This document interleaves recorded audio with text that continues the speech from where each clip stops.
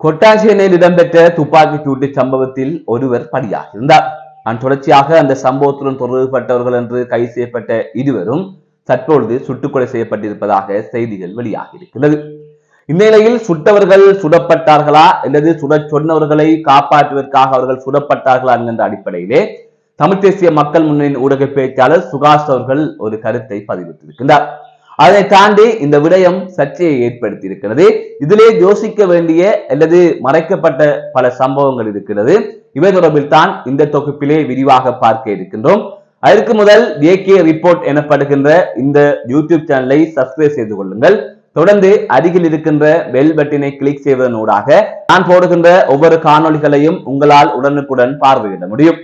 தற்பொழுது விடயத்திற்கு வருவோம். நேற்றைய தினம் இரவு கொட்டாஞ்சேனை பகுதியிலே ஒரு துப்பாக்கி பிரயோகம் ஒன்று மேற்கொள்ளப்பட்டிருந்தது. மோட்டார் சைக்கிளில் வந்த இருவராலே இந்த துப்பாக்கி பிரயோகம் மேற்கொள்ளப்பட்டிருந்தது. இதிலே காயமடைந்த நபர் வைத்தியசாலையில் அனுமதிக்கப்பட்டதன் பின்னர் அவர் சிகிச்சை பலனின்றி உயிரிழந்திருப்பதாக தெரிவிக்கப்பட்டிருந்தது. இவ்வாறு உயிரிழந்தவர் தமிழர் என்று கூறப்படுகின்றது. இந்த நிலையில் இந்த துப்பாக்கி பிரயோகத்தை மேற்கொண்ட நபரும் அவர் சென்ற உந்துருளியை செலுத்திச் சென்ற நபரும் என்று இருவரும் மடக்கி பிடிக்கப்பட்ட நிலையில் அவர்களை போலீசார் கைது செய்து அதன் தொடர்ச்சியாக போலீசார் மேலதிக நடவடிக்கைகளை மேற்கொண்டு வந்தனர். இந்த நிலையில் தான் இன்றைய தினம் காலை ஒரு செய்தி வெளியாக இருந்தது. போலீசார் அந்த இருவரையும் சுட்டுக்கொலை செய்து விட்டார்கள் என்று. அதாவது போலீஸ் தரப்பில் கூறப்பட்ட தகவலின் அடிப்படையிலே இவ்வாறு கைது செய்யப்பட்ட இருவரையும் மறைத்து வைக்கப்பட்டிருந்த ஆயுதங்களை காட்டுமாறு போலீசார் அழைத்து சென்றதாகவும் அந்த சந்தர்ப்பத்தில் போலீசாரின் ஆயுதத்தை பறித்து போலீசாரை சுட்டதாகவும் இவ்வாறான சூழ்நிலையில் பரஸ்பர துப்பாக்கிச் சூட்டு சம்பவத்தில் போலீசார் தற்பாதுகாப்பிற்காக அந்த இருவரையும் சுட்டுக் கொலை செய்ததாக போலீஸ் தரப்பிலே தெரிவிக்கப்பட்டிருக்கிறது. இந்த சம்பவம் தற்பொழுது பெரும் பரபரப்பை ஏற்படுத்தியிருந்தது. ஒரு தரப்பில் கருத்துக்கள் கூறப்பட்டு வந்தது, இவ்வாறு செய்தால்தான் சரி, இப்படியெல்லாம் செய்தால்தான் இந்த துப்பாக்கிச் சூட்டு கலாச்சாரத்தை முடிவுக்கு கொண்டு வர வேண்டும், இப்படி போலீசார் செய்வதில் எந்த பிழையும் இல்லை, இதுதான் சரி என்று கூறி வருகின்றார்கள்.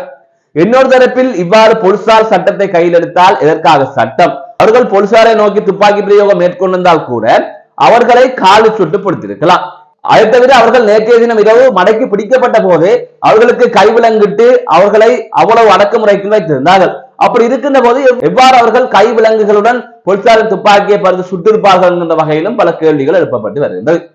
இது தவிர தமிழ் தேசிய மக்கள் முன்னணியின் ஊடக பேச்சாளரான சுகாஷ் அவர்கள் சுட்டவர்கள் சுடப்பட்டார்களா அல்லது சுட சொன்னவர்களை காப்பாற்றுவதற்காக அவர்கள் சுடப்பட்டார்களா என்கின்ற அடிப்படையிலே ஒரு முகநூல் பதிவை அவர் வெளியிட்டிருக்கின்றார்.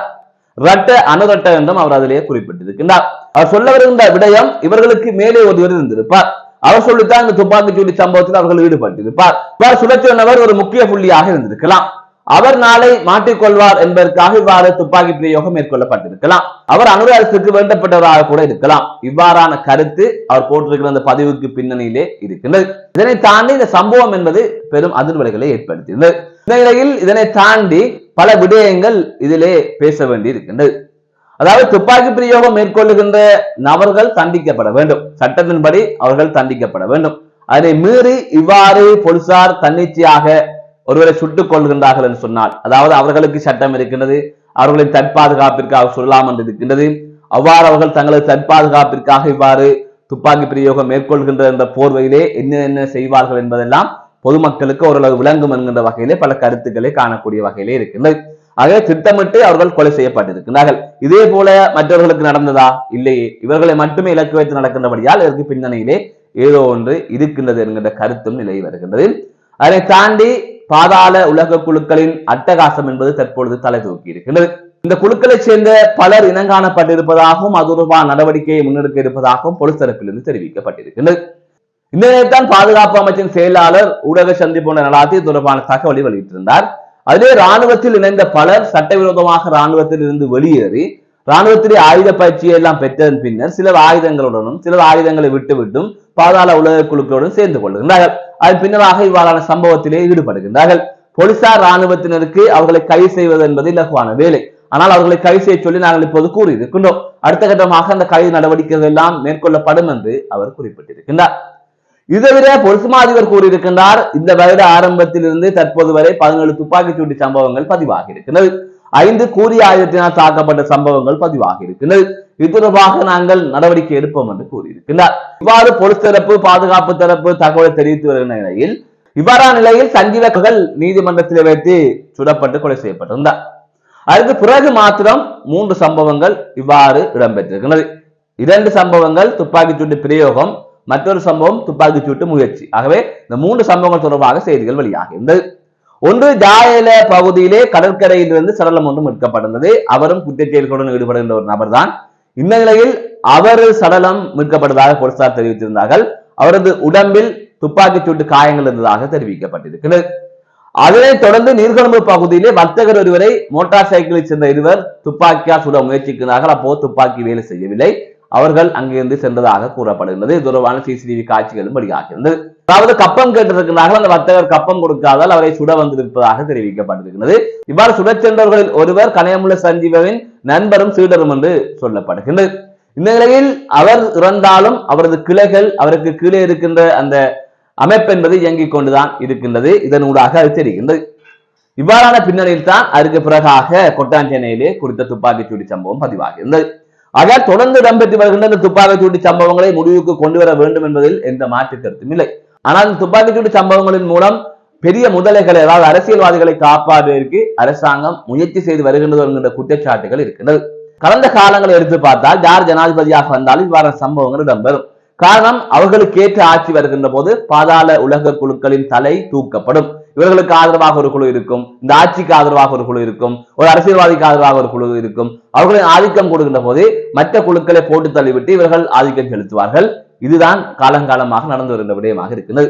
அப்படியான ஒரு விடயமாக இந்த விடயம் மாறிவிடக் கூடாது. இந்த அரசு இவற்றையெல்லாம் முடிவுக்கு கொண்டு வர வேண்டும் என்பதுதான் மக்களின் ஒரே எதிர்பார்ப்பாக இருக்கின்றது.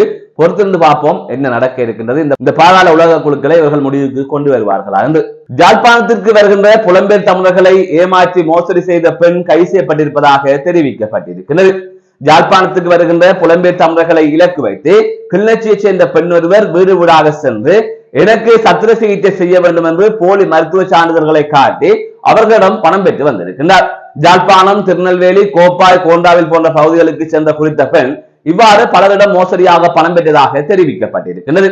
இந்நிலையில் தான் கடந்த 18ஆம் தேதி வேகோ ரக மோட்டார் சைக்கிளில் சென்ற பெண் ஒருவர் புலம்பெயர் நபரின் வீடு ஒன்றுக்கு சென்று இவ்வாறு தனக்கு சத்திர சிகிச்சை செய்ய வேண்டும் என்று 50,000 ரூபாய் பணத்தை பெற்று சென்றிருக்கின்றார். இந்த நிலையில் குறித்த நபர் இது தொடர்பாக உறவினருக்கு தெரிவித்திருக்கின்றார். அந்த சந்தர்ப்பத்தில் அந்த பெண் ஒரு மோசடியான பெண் என்றும் இவ்வாறு தொடர்ந்து பலரிடம் பணம் பெறுவதாகவும் அவர்கள் கூறியிருக்கிறார்கள். அதன் தொடர்ச்சியாக குறித்த நபர் போலீசிலே சென்று இந்த விடயத்தை கூறியிருக்கிறார். இந்த நிலையில் தான் நேற்றைய தினம் குறித்த பெண் கைது செய்யப்பட்டிருப்பதாக தெரிவிக்கப்பட்டிருக்கிறது. இது தொடர்பாக போலீசார் புலம்பெயர் தமிழர்களுக்கு அவதானமாக இருக்குமாறு எச்சரிக்கை விடுத்திருக்கிறார்கள். மீண்டும் ஒரு காணொலி சந்திக்கின்றேன். நான் நடராசா ஜெயகாந்த். ஜேகே ரிப்போர்ட் எனப்படுகின்ற இந்த யூடியூப் சேனலை சப்ஸ்கிரைப் செய்து கொள்ளுங்கள். தொடர்ந்து அருகில் இருக்கின்ற பெல் பட்டனை கிளிக் செய்வதன் ஊடாக நான் போடுகின்ற காணொளிகளை நீங்கள் உடனுக்குடனே பார்க்கக்கூடிய வகையில் இருக்கும்.